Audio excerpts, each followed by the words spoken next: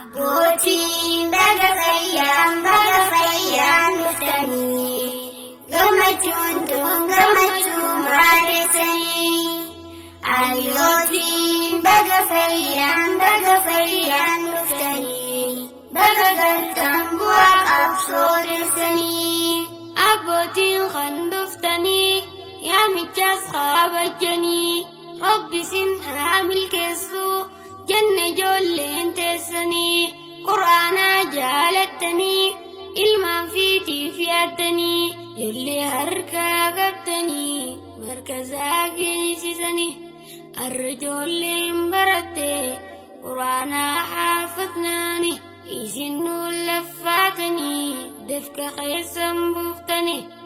Har'a wajjin gammannee bu'aa laffaatiisanii. Salam salam jennaan ijoolleen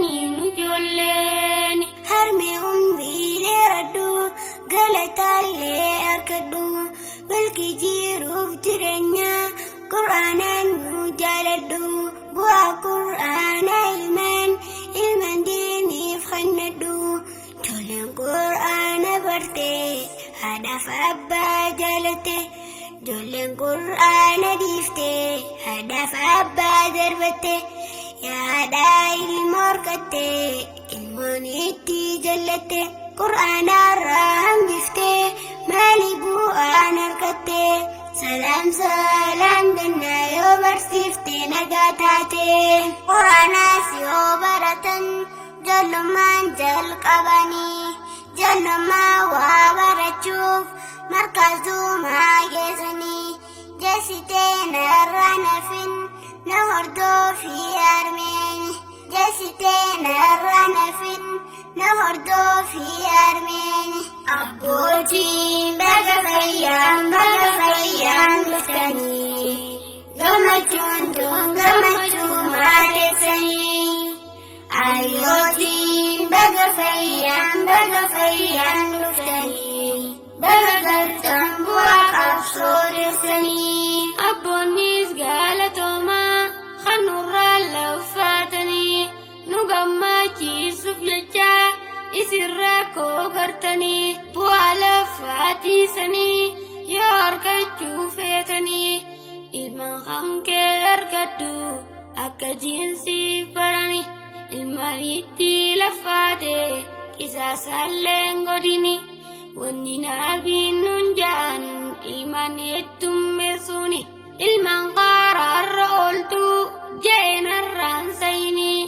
Itti siyaasii jechuudha ilmaan ergaa hortanii. Salam salam jennaan ijoolleen gahee nurraa dhaabbatu wallaalarraa rakkachuu. Baraduufaa fi dabraa wallaalarraa rakkachuu ati qaafnaa barachuu. Garra ilmaan hortanii babbareedduu filfachuu. Ilmaan nuu horra keessaa meeqa qur'aana haalchuu. Heddumminaan lakkoofsaa dhiisiif irraa himachuu. Wanni abbootarraa feenu jiruu laachuu tolfachuu. Ilmaan hortan martinuu jiruu laachuu tolfachuu. Akka keessan sandinnaa manguddummaan batachuu. Ilmaan barnoota hin qabne dhiisaadhaa lakkaawwachuu. Salam salam jennaa yoos gammachuu. Handaa'imaa waan beekuuf namu waattee lubbuuni. Isinis akka fayyaa yaaniif ijoollee taatanii. Hawaasni kan dorgomu beekaa ilmaan qabuuni. Ilmaan keetiin fashalee hawaasni. Salam salam jennaan ijoolleen. Abbootiin baga fayyaan dhuftanii gammachuun tun gammachuu maaddessanii. Ayyootiin baga fayyaan dhuftanii baga galtan bu'aa qabsoo keessanii.